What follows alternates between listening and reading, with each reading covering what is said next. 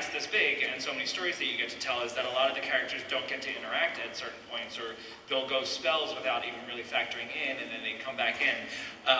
Have there been any, for the actors, have there been any scenes or storylines that you wish you had just been a part of? Just to be in that scene? We've been talking a lot recently about how much we love Zaz. Yeah. All of us. So I Zaz! just think like a massive party with Zaz at the beginning, in the middle of it, doing loads of one-liners, and the rest of us standing around, that would make me really happy. I would have liked to have been in that circus scene, because that was incredible. Oh, yeah. Just from the standpoint of the sets, I mean, what our crew pulls off on a weekly basis is pretty mind-boggling, and that was a great example. And anyone else? Wish lists or bucket lists? Sometimes when I'm getting pummeled in the face and knocked down, I think about Alfred and Bruce, you know, in the Wayne Manor having tea. I think,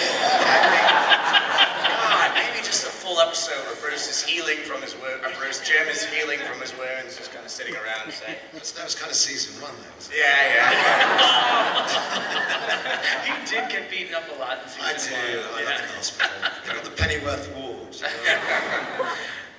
Okay, so you also, you teased that we will also have some other characters back this season. One that's not with us right now is Lee Tompkins. Yeah, so she will be back on the canvas. She's coming back, but it's going to be a surprising version of Lee Tompkins. It is, it's not your parents' Lee Tompkins. It's a much darker, much harder version of Lee, who's dealing with the fact of the guilt of that she was instrumental in the release of the virus last year, and the way she chooses to deal with that is, I think, surprising and exciting. And she becomes, I guess you could say, well, one of the themes we play this year is family, which we see all these little families getting developed among our characters in Gotham, which is one of the reasons we wanted to have Sid's character on this year, because Raish is all about family. He's all about creating his family. And the family that Lee creates is a family with her and Solomon Grundy and Ed Niven. So it's a happy family. It's literally like, you're just doing everything to make Jim Gordon's life harder. Yeah, that's right. Yeah, thanks. Yeah, like it was bad enough that he had like Riddler and Penguin to worry about, but now he has them after each other as well. So he's got to, with Bruce going so dark and going into the vigilante situation in a disguise, is it possible that we will see Bruce and Jim fighting and not knowing that it's Bruce? By possible, yes, it's totally going to happen. Awesome. It's totally happening. So Ben, how is that? One of the brilliant conceits that John came up with before the season is Bruce on his own trajectory in terms of the vigilante work that he's doing, and Jim dealing with so many other things that he simply can't focus on that. And yet these two will circle each other probably towards the end of the season, a la. It's at the back half, really. Of Long Halloween, correct? Is that the reference? It's a little more of a Batman Year One. Batman Year One, sorry. Batman Year One. But there in a different setting, obviously, in an origin setting. And there will be touches of Long Halloween. Well, I'd say as we look at like the canon, we're telling a bit of our version of the Long Halloween in the first half, and then vectoring to a little bit of our version of Year One in the second half of the year. All right, we're going to go to audience questions, which are back. Oh my God, look at this. Don't run, children.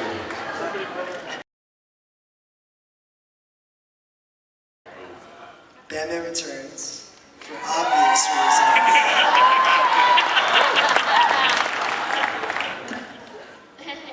I like the 1980. Yeah.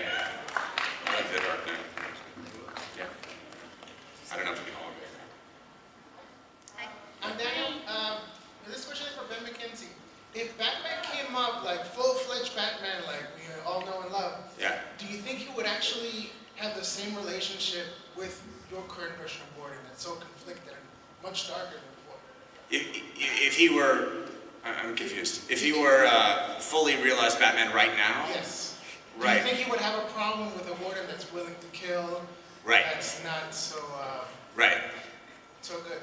Yeah, I mean, I think one of the fun things about doing this origin story here and knowing the end point for these characters, but not knowing how they got there, is to see how Bruce learns from both Jim's successes and his failures, and Jim being a human, being a true superhero such as Batman isn't capable of what Batman is capable or will be capable of. So yeah, I do think that relationship is obviously sort of crucial to the show, and I think we'll explore that more fully in this season, how Bruce sees in Jim both a father figure and also effectively a noble failure, a man who can't quite keep the city together, needing a Batman to save it.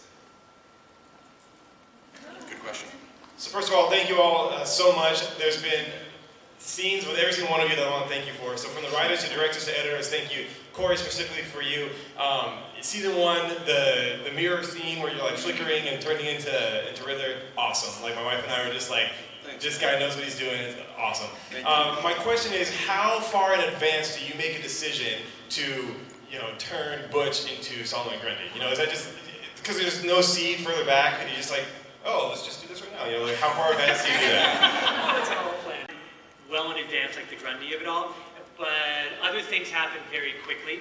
We always knew we wanted to bring in Ra's al Ghul, but we always thought we would bring in Ra's al Ghul at the top of season 4. But then when we got to the end of season 3, the storyline was driving so fast, we said, well, what if, and it was Danny's idea, the person who's actually behind all of this actually is Ra's al Ghul. And that decision was actually made quite quickly, and so we ended up bringing in Sid's character essentially 2 episodes before we thought we were going to bring him in. So we try to leave things open so we can make those sort of audibles if we have to, but it's nice to plan things out. You sleep better. Thank you. And more Zaz, please. Yes. You got it, Zaz. Hello, I graced. Okay, wait, who brings tomatoes to a speech? Do you remember that?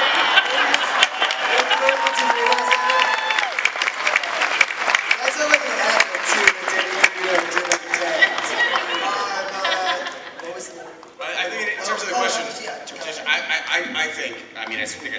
I think none of these characters would be who they are if it weren't for the actors, doing what they do, based off of the scripts that were given. I mean, everyone is taking over. Yeah, and the brilliant thing is that John and the rest of the writers know our voices so well that they're really, yes, of course, there's, room to ask questions and, flesh out certain things, but for the most part, I find, when you show up, they know how Barbara speaks and they know how Alfred speaks, and we just show up and it's almost locked in from the beginning, but yeah.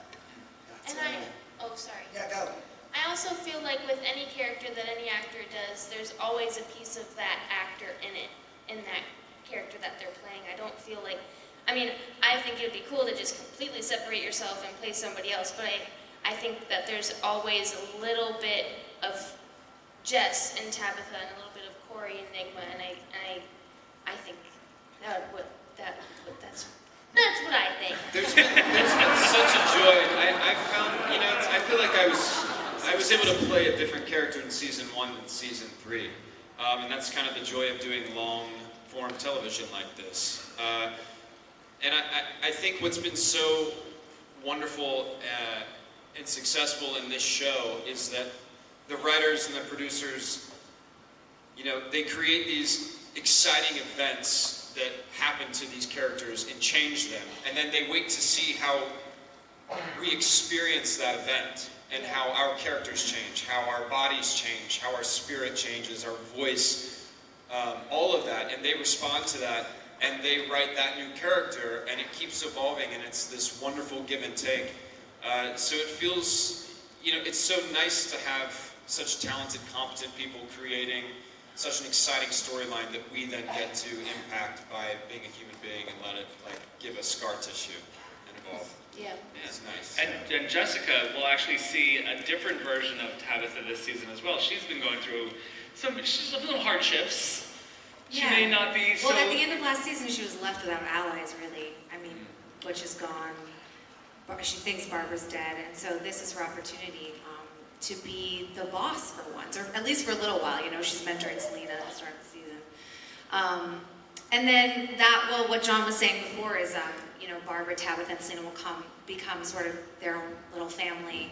And I'm really curious to see how that dynamic will play out, because Tabitha's more the tough love, disciplinarian. She's quite hard. I don't think she's very maternal at all. So, But she misses Butch, though, right? She really. yeah, of course. Yeah, and that's another thing is she's grieving actually in the beginning of the season as well. So she's a bit more edgy, on edge, and a bit more raw than we've seen her so far. Nice. Yeah. Go ahead. Sean always adds these Cockneyisms to his speech as well. Yeah, my Twitter blew up when we put Kipper in. So, I say half the time I have no idea what you're saying, but it sounds great. Subtitles. I don't know what a chipolata is yeah, yet. that's what I love about my wonderful David Mazouz, who's gutted that he's not here with us, is that I sort of throw bizarre statements at him, stuff that I don't think even my friends from London would actually understand. And I sort of see how far I can go with some of these sort of Londonisms and Cockneyisms, Alfredisms. I say, do you actually know what I'm actually talking about, right here, Master Bruce? He goes, no, but Bruce would. That's right, that's nonplussed all the time. Go ahead.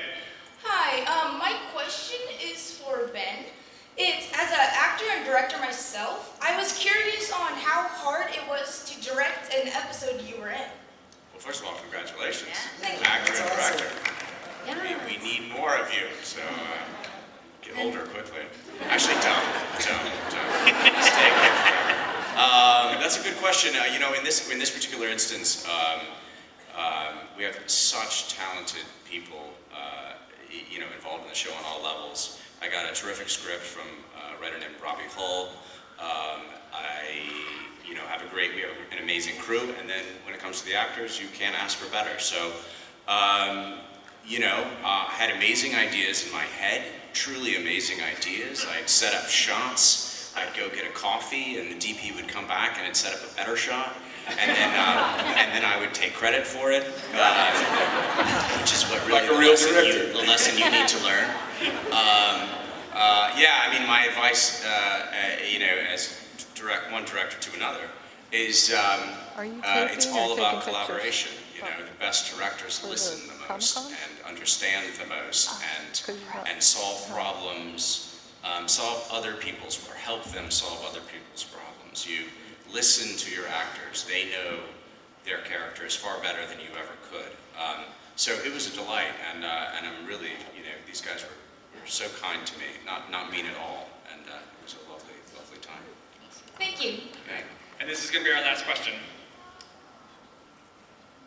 Hello, my name is Julieta, and I'd like to know what the most prominent similarities and differences are between your own personality and your characters. Ooh, I like that question. What end should we start Who at? starts? Drew, start down here. I like to think I'm a pretty loyal guy. I don't know if I cut my hand off for somebody else, but that's the part about Butch I like the most. And I have to say, there is a moment where I have to kind of mourn the loss of Butch. I haven't thought about it because it all kind of happened so quickly. I'm like, I kind of grew to like that guy. So, great stuff, John and the writers. You guys did good. I'd say I'm loyal. I'm introverted in many ways. And what's the other similarity I have with her? I'm loyal, I'm introverted, and You can kick I just somebody's had it ass. in my head. I just had the third one in my head. I'm loyal and I'm introverted, and I think I feel misunderstood at times. And I think those are the three. She's loyal, she's introverted, and misunderstood. We love you, Kat. Oh, thank you. No, it wasn't like a sad thing. It's like, people misunderstand me. No, it was just like, no, it wasn't that at all. It was just like,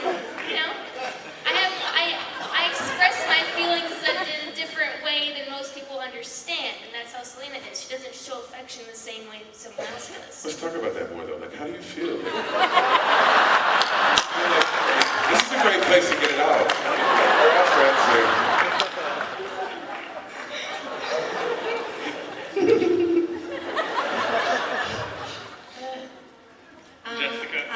Loyalty for me too would be a similarity. I mean, I'm mostly dissimilar to Tabitha. I would say, she has a hard time expressing her emotions, and she's the strong, silent type. I would say, which I don't know. And she's an assassin, for God's sake. She uses a whip. I don't have a ton in common with her. think Edward is exceedingly independent. I feel that way as well. But he's So much smarter than me. It's like, Give me a riddle. Tell me something interesting. I'm like, I got nothing. You don't have a team of writers behind him, though, Cory. It's not like... You're like, I don't know, let me call John. Yeah. I would say the similarity is I feel like I am ambitious in the way that Oswald is, and that we share that. But at the same time, I'm not willing to sacrifice someone else's well-being. Me, Robin Lloyd Taylor, is not willing to sacrifice someone's well-being to achieve that ambition, and that's where Oswald and I are different. Well said. I would say Jim is far more heroic than I am, but I do try to. I don't know. I guess Jim gets beaten down and shows up every day, and I guess that's what I try to do. Thanks, John, for beating me up every day. I make an excellent frittata. I dust well. It's a fine cup of tea.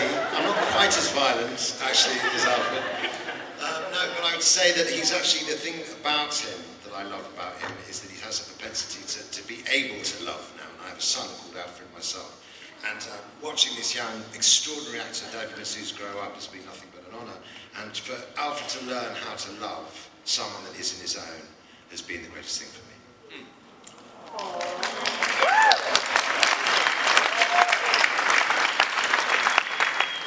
I would say with Barbara, especially this new version of her, which you're going to meet soon, she's kind of like the version of myself that I would like to be, minus all of the crazy killing that she's going to do. She's kind of found a kind of quiet center to herself, like a calmness that I strive to do in my own life. But she's also really, she's a businesswoman and she's really focused and clear on what she wants. So it's really nice to be able to like find that in her, because it helps me in my personal life find that kind of stuff as well. It's way too soon to tell. Excellent. Listen, you guys are awesome. Thank you guys so much. Let's give